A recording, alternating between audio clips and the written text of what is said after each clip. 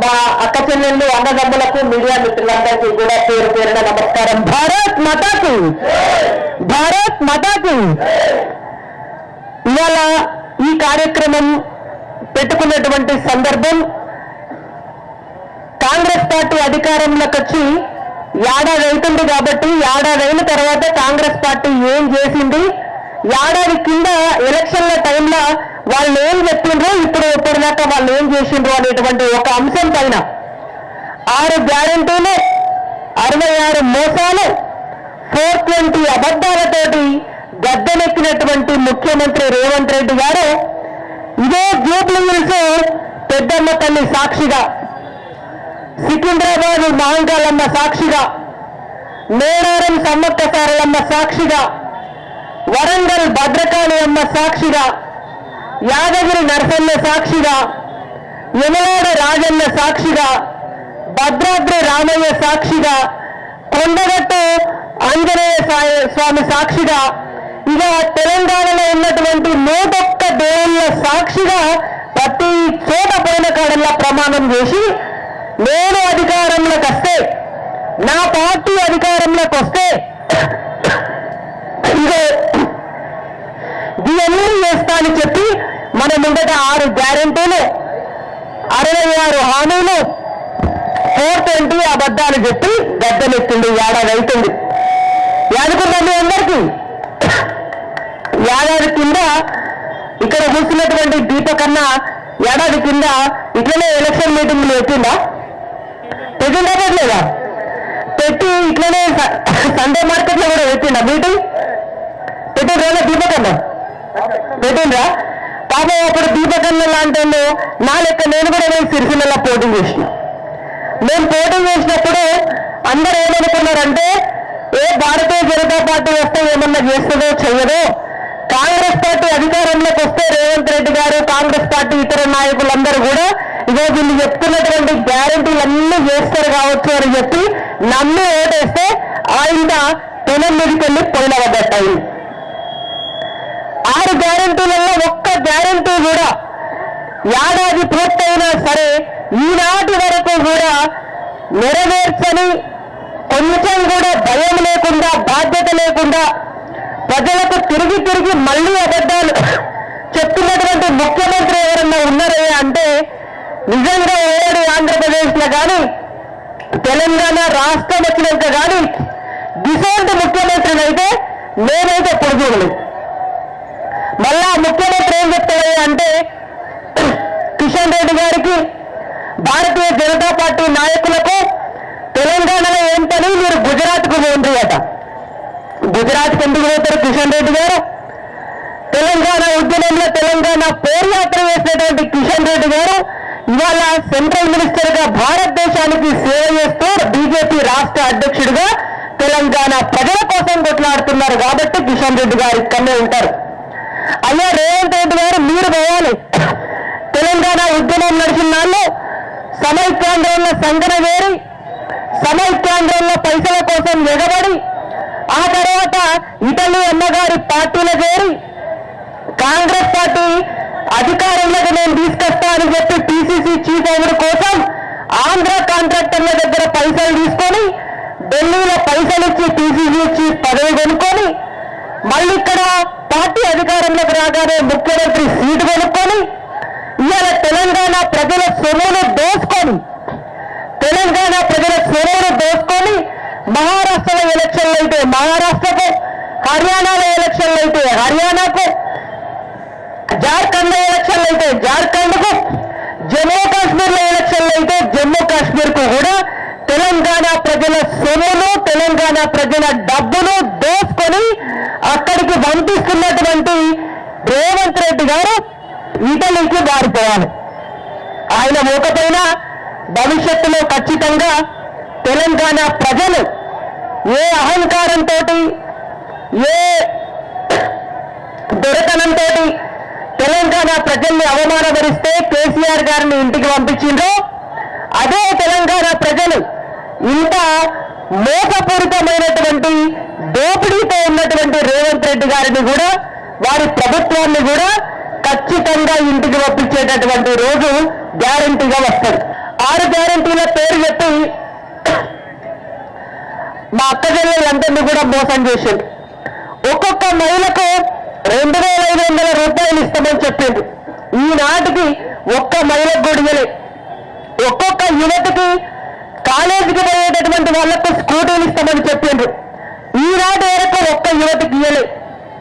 ఒక్కొక్క ఆడపిల్లకు పెళ్లి చేసుకునేటప్పుడు తులం బంగారం ఇస్తామో 1,00,000 రూపాయల కళ్యాణ లక్ష్మి ఇస్తామో అని చెప్పిండు. ఈనాటి వరకు ఇవ్వలే. మహాలక్ష్మి మహాలక్ష్మి మహాలక్ష్మి అని చెప్పి నిండా ముంచినటువంటి పార్టీ కాంగ్రెస్ పార్టీ. ఇది పోయినాక గృహలక్ష్మి పథకం, ఇంకో పథకం. ఒక్క ఆడబిడ్డను కూడా కళ్ళల్లో నీళ్లు రానియలేను. మా ఇందిరమ్మ తల్లి సాక్షిగా చెప్తున్నా, మా సోనియమ్మ తల్లి సాక్షిగా చెప్తున్నా, మా ప్రియాంకమ్మ తల్లి సాక్షిగా చెప్తున్నా, ఇక్కడ ఉన్నటువంటి మా అక్క జిల్లాలందరికీ కూడా ఇల్లు ఇస్తా, నేను ఇందిరమ్మ ఇల్లు ఇస్తా, మీరు మంచిగా పోయి ఆ ఇళ్ళల్లో ఉండాలి అని చెప్పి ఈనాటి వరకు కూడా ఒక్క ఇంటికి కూడా ముగ్గు వేయని ముఖ్యమంత్రి రేవంత్ రెడ్డి గారు. ఆయన పోవాలి ఇటలీకి. ఇంకోటి కొత్తది రైతు భరోసా. ఆనాడున్నటువంటి ప్రభుత్వం ఇచ్చే పైసలు రైతులకు సరిపోతలే. నేను అధికారంలోకి వస్తే ఇక్కడ ఉన్నటువంటి రైతులందరికీ కూడా మనిషికి 15,000 ఎకరానికి ఇస్తా, రైతు కూలీలకు మనిషికి 12,000 సంవత్సరానికి ఇస్తా, కౌలు రైతులకు ఎకరానికి 15,000 మనిషికి ఇస్తా అని చెప్పి 10 పంటలకు 500 రూపాయలు బోనస్, ఒక్క క్వింటాలకు ఎక్కువ ఇస్తా అని చెప్పి రైతులను నిండా ముంచినటువంటి పార్టీ కాంగ్రెస్ పార్టీ, కాంగ్రెస్ ప్రభుత్వం. అదే నరేంద్ర మోడీ గారి గురించి మాట్లాడతారు, భారతీయ జనతా పార్టీ గురించి మాట్లాడతారు. నరేంద్ర మోడీ గారు అధికారంలోకి వచ్చినాక దేశం మొత్తం కిసాన్ సమ్మాన్ నిధి అని చెప్పి ఒక పథకాన్ని ప్రవేశపెట్టి ఆనాడు మొదలుపెట్టిన సంధి ఈనాటి దాకా కూడా ప్రతి రైతుకు 6,000 రూపాయలు ఏడాదికి ఇస్తున్నటువంటి ఘనత నరేంద్ర మోడీ గారి ప్రభుత్వానికి. మేము అధికారంలోకి వస్తే, మాకు మీరు ఓటేస్తే ప్రతి రైతు పండించేటటువంటి పంటకు డబల్ ఆదాయం తీసుకొస్తా అని చెప్పి 10 సార్లు అధికారంలోకి వచ్చినప్పటి నుంచి ఇప్పటి వరకు కూడా మద్దతు ధర పెంచి రైతుకు ఆదాయ మార్గాన్ని డబల్ చేసినటువంటి ఘనత నరేంద్ర మోడీ గారిది. ఇవాళ తెలంగాణ లాంటి రాష్ట్రంలో వడ్లమ్మకుందామంటే కొనుగోలు కేంద్రాలు లేవు. కానీ ఈ మార్కెట్, ఈనామ్ అనే మార్కెట్ ను సృష్టించి ధాన్యాన్ని కూడా ఇవాళ ఎక్కడైనా కూడా ఆన్లైన్ లో అమ్ముకునేటటువంటి అవకాశాన్ని కల్పించినటువంటి ప్రభుత్వం నరేంద్ర మోడీ గారి ప్రభుత్వం. కాంగ్రెస్ పార్టీ రైతులను నిండా ముంచితే భారతీయ జనతా పార్టీ రైతుల కోసం అనేక పథకాలు తీసుకొచ్చింది. ఫసల్ బీమా పథకం కూడా తీసుకొచ్చి దేశమంతా కూడా ఉన్నటువంటి రైతులకు పంట నష్ట పరిహారం వస్తే, పంటలు నష్టపోతే పంట నష్ట పరిహారం ఇవ్వడానికి ఒక పథకాన్ని తీసుకొస్తే ఆనాడు ఉన్నటువంటి కేసీఆర్ ఆ పథకం ఇక్కడ ఇంప్లిమెంట్ అయితే బీజేపీకి పేరొస్తుందని చెప్పి ఆనాడు ఈ పథకాన్ని ఇంప్లిమెంట్ చేయనియలే. కొత్త పథకం తీసుకొస్తా నేను అని చెప్పిండు, ఆయనతో ఆనాడు రైతులను ముంచిండు.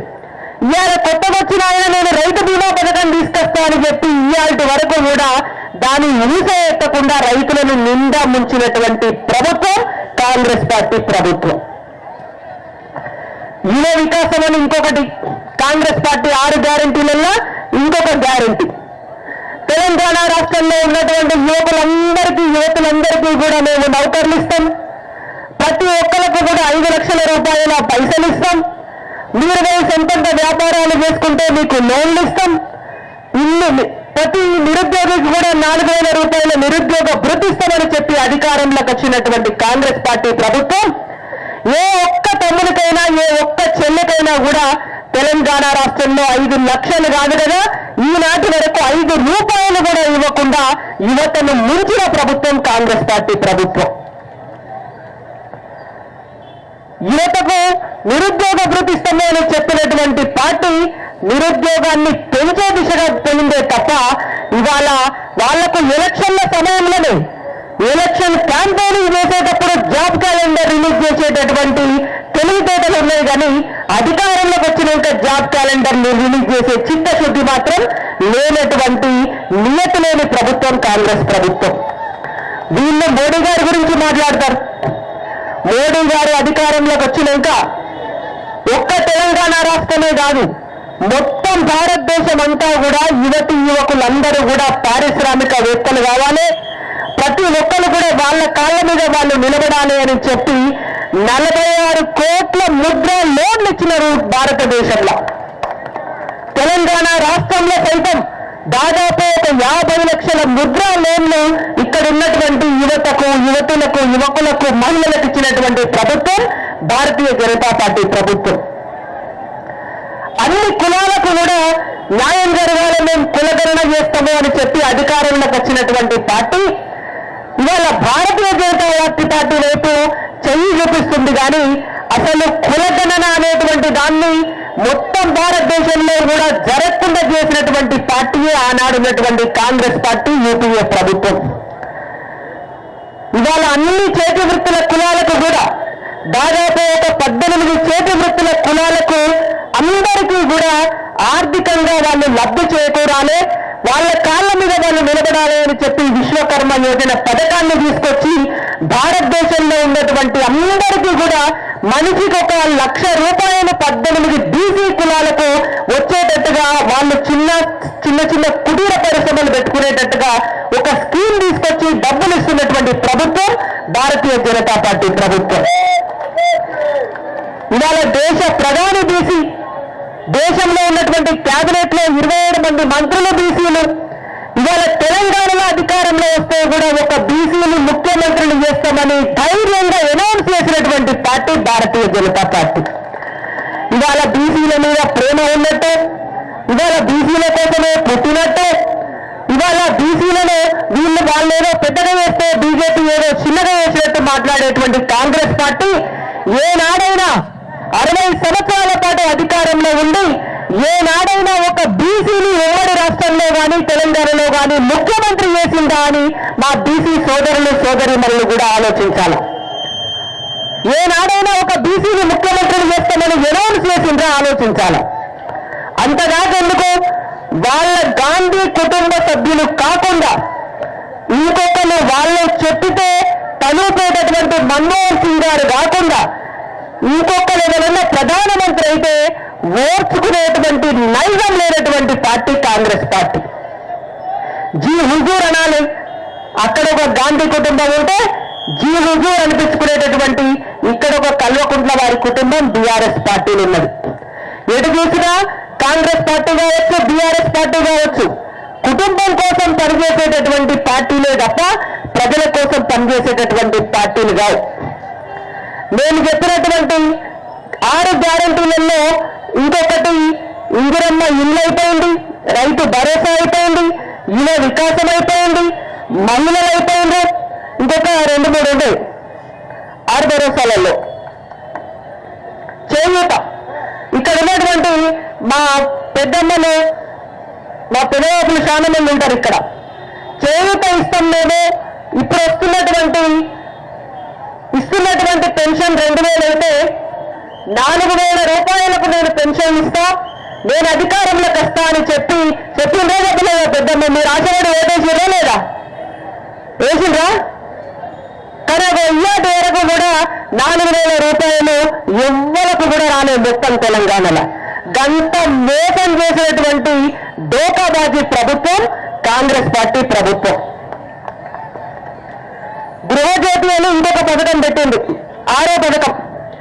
ఈ గృహజ్యోతి పథకంతో కూడా ఏమన్నా అయిందా అంటే ఆనాడు హామీలు ఇచ్చేనాడు మాత్రం ప్రతి ఇంటికి మేము 200 యూనిట్ల కరెంటు ఉచితంగా ఇస్తామని చెప్పి తీరా అధికారంలోకి వచ్చినాక అయ్యో మేము అట్లాగలే కండిషన్ సప్లై మనం లోన్లు తీసుకునేటప్పుడు ఉంటుంది, మొత్తం ఒక 10 పేజీలు ఉంది. ఆ 10 పేజీలు ఎవరు చదివారు కదా, కాబట్టి ఒక 10 పేజీలు మనకు అర్థం కాని ఇంగ్లీష్లో చిన్న అక్షరాలతో రాసి అంతకంటే చిన్న అక్షరాలతో కింద కండిషన్ సప్లై అని పెడతారు అన్నట్టు. అది ఎప్పుడన్నా మళ్ళా తికమక్క అయినప్పుడు మన మీద రూపేటందుకు. అట్లనే రేవంత్ రెడ్డి గారు కండిషన్ సప్లై అని పెట్టి అధికారంలోకి వచ్చినాక అందరికీ కూడా గృహజ్యోతి వర్తింపజేయకుండా మోసం చేసినటువంటి ప్రభుత్వం కాంగ్రెస్ పార్టీ ప్రభుత్వం. ఇది ఇవాళ తెలంగాణ రాష్ట్రంలో మనం చూస్తున్నటువంటి కాంగ్రెస్ పార్టీ. ఏమన్నా మాట్లాడితే ఆయన అప్పులు చేసిండు కాబట్టి నేను అప్పులు తీరుస్తున్నా, నా దగ్గర ఉన్నటువంటి పైసలన్నీ కూడా అప్పులు కట్టడానికే సరిపోతున్నాయి, కిస్తీలు కట్టడానికే సరిపోతున్నాయి, వడ్డీలు కట్టడానికే సరిపోతున్నాయి అంటే నువ్వు అధికారంలోకి రాకముందే నువ్వు పెద్ద తీసిమారు కాను కదా. ఆడ ఎట్లయినా కూడా నువ్వు ఎన్ని అప్పులు ఉన్నాయి, ఎన్ని వడ్డీలు ఉన్నాయి, నేను కడతా వచ్చినాక అని చెప్పి ప్రజలందరికీ కూడా చెప్పే వచ్చినావు కదా. ఆనాడు ఉన్నటువంటి ఆర్థిక పరిస్థితి ప్రతి ఒక్కరికి తెలిసిందే కదా. ఇవాళ 100 రోజులలో నేను హామీ పూర్తి చేస్తా, పైసలు గుట్టించుకొస్తా అని మాట్లాడినటువంటి ముఖ్యమంత్రి గారు మరి ఇవాళ 100 రోజులు పోయినాయి. 100 రోజుల తర్వాత పార్లమెంట్ ఎలక్షన్స్ అన్నారు, అది పోయింది. అది పోయిన తర్వాత ఆగస్టు 15 అన్నారు. నిన్నటి సండి ఒకటి సోషల్ మీడియాలో కూడా వస్తుంది. నిన్న పొద్దుగాల కొంచెమంత భూకంపం వచ్చినట్టు అయింది. ఆడిడ మొత్తం మా వరంగల్ దిక్కంతా కూడా వరంగల్, భద్రాచలము, కొత్తగూడెము అటంతా కూడా 1 సెకండ్ 2 సెకండ్ పొద్దుగాలని నిన్న పొద్దున భూమి కొంచెం కదిలినట్టయితే అప్పటి సంది మొత్తం సోషల్ మీడియాలో తిప్పుతున్నారు. రేవంత్ రెడ్డి గారు మేడారం పోయి ఆ మేడారం సమ్మక్క సారక్క మీద ఒట్టేసి ఆగస్టు 15 లోపు రైతు భరోసా నేను ప్రతి ఒక్కరికి కూడా అందేటట్టు చేస్తా, రైతు రుణమాఫీ అందరికీ కూడా మాఫీ అయ్యేటట్టు చేస్తా, 6 గ్యారెంటీలు అమలు అయ్యేటట్టు చేస్తా, లేకుంటే సమ్మక్క సారక్క మీద ఒట్టను వేసొస్తే ఇవాళ మేడారంలో ఆ ఒట్టంతా గట్టి మీద పెట్టి మేడారంలో భూకంపం వస్తుంది అని. గది పరిస్థితి. అంటే ఆఖరికి దేవుళ్ళను కూడా ఇడిచిపెట్టలే. 101 దేవుళ్ళ మీద ఒట్టేసేసరికి ఇవాళ తెలంగాణ రాష్ట్రంలో ఉన్నటువంటి దేవతలందరికీ కూడా కోపం వచ్చేటటువంటి పరిస్థితి, ఆ పరిస్థితికి తీసుకొచ్చింది ఇవాళ ఉన్నటువంటి కాంగ్రెస్ పార్టీ ముఖ్యమంత్రి. మళ్ళా మీదికెళ్ళి కిషన్ రెడ్డి గారు గుజరాత్కు పోవాలి, లేకపోతే లక్ష్మణ్ గారు ఇంకో కాడికి పోవాలి, లేకపోతే బండి సంజయ్ గారు ఇంకో కాడికి పోవాలి. మీరెవ్వరు ఉండద్దు తెలంగాణలో అంటే నువ్వు తెలంగాణలో దేవుళ్ళని నిలబొట్టు, తెలంగాణలో ప్రతిపక్షాలను నిలబొట్టు. ఎవరిని తీసుకొస్తారు అంటే మూసీ పేరు మీద ఈ హైదరాబాద్ లో ఉన్నటువంటి మూసీ పరివాహకంగా ఉన్నటువంటి ఇళ్లన్నింటినీ కూడా ఊలగొట్టి సోనియా గాంధీ గారి అల్లునికి ఉన్నటువంటి కంపెనీని తీసుకొచ్చి ఈడ గంపగుట్ట మొత్తం 1,00,000 కోట్ల ప్రాజెక్ట్ అప్పజెప్పేసి ఆడ పెద్ద పెద్ద షాపింగ్ మాల్స్ కట్టేటందుకు ఉపాయం చేసి ఇవాళ తెలంగాణ అభివృద్ధిని మొత్తం మూసీలో కలిపేసినటువంటి ముఖ్యమంత్రి మన రేవంత్ రెడ్డి గారు. ఇవాళ మూసీ లేకపోతే హైడ్రా లేకపోతే ఫార్మాసిటీ తీసుకుపోయి ఇంకొకడ ఫ్యూచర్ సిటీ, ఇవన్నీ కూడా ప్రజలకు బుక్కడంతా బువ్వ పెట్టేటటువంటి పథకాలు కావు. ఎవడన్నా నాయకుడు అయితే, ఎవడన్నా మంచోడు ఇంటికి పెద్దోడు ఉంటే, ఎవడన్నా ఊళ్ళో పెద్ద మనిషి ఉంటే ఒక మనిషికి 10 మందికి ఇల్లు కట్టియాలనుకుంటారు, లేకపోతే 4 ఇళ్ళు నిలబెట్టాలనుకుంటారు. నువ్వు అధికారంలోకి వచ్చి ఒక్క ఇంటికి కూడా ముగ్గు వేయకుండా పేదోళ్ళ ఇండ్లు ఊలగొడతా అనేటోడు ఎక్కడన్నా నాయకుడు అవుతాడా? ఎక్కడన్నా అవుతాడా నాయకుడు? అటువంటి దౌర్భాగ్యపు పరిస్థితుల్లో ఇవాళ తెలంగాణ రాష్ట్రంని ఏలుతున్నటువంటి కాంగ్రెస్ ప్రభుత్వం ఉన్నది. కాబట్టి ప్రజలందరూ కూడా గుర్తించాలా, నరేంద్ర మోడీ గారు అధికారంలోకి వచ్చినాక 4 కోట్ల ఇళ్లు కట్టించిండు మొత్తం భారతదేశంలో. ఈ 4 కోట్ల ఇళ్లకు కూడా దాదాపు 70% ఇళ్లు మొత్తం కూడా మా అక్క చెల్లెళ్ళు అన్నదమ్ములు బాగుండాలని చెప్పి అక్క చెల్లెళ్ళ పేర్ల మీదనే రిజిస్ట్రేషన్లు చేయించారు నరేంద్ర మోడీ గారు. ఇవాళ భారతదేశంలో ఉన్నటువంటి ప్రతి మహిళ కూడా గ్యాస్ పొయ్యి లేకుండా పొయ్యి మీద వంట చేసుకోవద్దు అని చెప్పి ఉచిత గ్యాస్ కనెక్షన్లు ఇప్పించారు నరేంద్ర మోడీ గారు.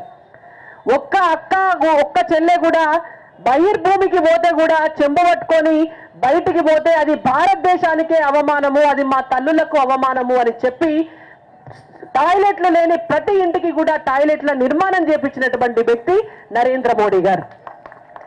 ఇవాళ యువకులకు ముద్రా లోన్లు ఇచ్చిన, ఈ రోడ్ల మీద లైట్లు వేసిన, మొత్తం బస్తీలల్లా రోడ్లు వేసిన, ఇవాళ ఊళ్ళల్లో రైతు వేదికలు కట్టిన, గ్రామ పంచాయతీలకు నిధులు ఇచ్చిన, మున్సిపాలిటీలకు నిధులు ఇచ్చిన, జిహెచ్ఎంసీలకు నిధులు ఇచ్చిన ప్రతి ఒక్కరికి కూడా ఇక్కడ ఇలా కూరగాయల మార్కెట్ నడుస్తుంది. ఈ కూరగాయల మార్కెట్ కాడ మనం ఎక్కడికన్నా కూరగాయలు అమ్మేటోళ్ళ కాడికి కానీ, లేకపోతే చిన్న చిన్న బొమ్మలు అమ్ముకునే కాడికి కానీ పోదాం. ఎక్కడ చూసినా ఫోన్ పే, గూగుల్ పే స్కానర్లు కనబడతలేవా మనకు? మొత్తం ఆన్లైన్ అకౌంట్ చేసి మన దగ్గర ఉన్నటువంటి డబ్బునంతా కూడా వైట్ మనీ చేయించినటువంటి ఘనత నరేంద్ర మోడీ గారిది. నల్లధనం బయటికి తెస్తానన్నాడు. ఈ పెద్ద మనిషి ఎక్కడికి వెళ్ళి తెచ్చిండు నల్లధనం బయటికి అని మస్తు మంది మాట్లాడుతున్నారు. నల్లధనం బయటికి తెచ్చడం అంటే ఏంది? ఇళ్ళల్లా బీరువాలల్లా బ్యాగులల్లా పోపు డబ్బాలల్లా కాకుండా పైసలు మన బ్యాంక్ అకౌంట్లకు వస్తే అదే నల్లధనం కాస్త తెల్లధనం అవుతుంది. ఈ తెల్లధనం బయటకు వచ్చింది కాబట్టికనే మన దేశంలో ఎంత సంపద ఉన్నదో ఆ సంపద దాదాపు 70-80% ఇవాళ ఆన్లైన్ ట్రాన్సాక్షన్ అవుతుంది కాబట్టికనే ప్రపంచంలోనే మనం 3వ అతిపెద్ద ఆర్థిక శక్తి ఉన్నటువంటి దేశంగా ఎదగబోతున్నాం రేపటి నాడు. దానికి అదే కారణం. ఏం చేసిండంటే ఇటువంటి విప్లవాత్మకమైనటువంటి మార్పులు తీసుకొచ్చిండ్రు నరేంద్ర మోడీ గారు. మనకి ఇవాళ ఫోన్ పేలు గూగుల్ పేలు నడుస్తున్నాయంటే దానికి ఫోన్లు కావాలి. ఆ ఫోన్లు ఇదివరకు చైనా నుంచి దిగుమతి చేసుకునేటోళ్ళం, రష్యా నుంచి దిగుమతి చేసుకునేటోళ్ళం. మరి ఇప్పుడు ఫోన్లు ఎక్కడ తయారవుతున్నాయి? మొత్తం భారతదేశంలో తయారవుతున్నాయి. మనమే చైనాకు మనమే రష్యాకు ఎగుమతి చేసుకునేటువంటి పరిస్థితికి వచ్చినాం. ఇవాళ ప్రతి చోట కూడా ఆ ఫోన్లలో అకౌంట్లు నడవాలంటే ఇంటర్నెట్ కావాలి. అటువంటి ఇంటర్నెట్ వ్యవస్థని మొత్తం భారతదేశంలో చివర ఉండేటటువంటి ఒక తండాకు కూడా తీసుకొచ్చినటువంటి ఆ నెట్వర్కింగ్ సిస్టమ్ను ఏర్పాటు చేసింది నరేంద్ర మోడీ గారి ప్రభుత్వం.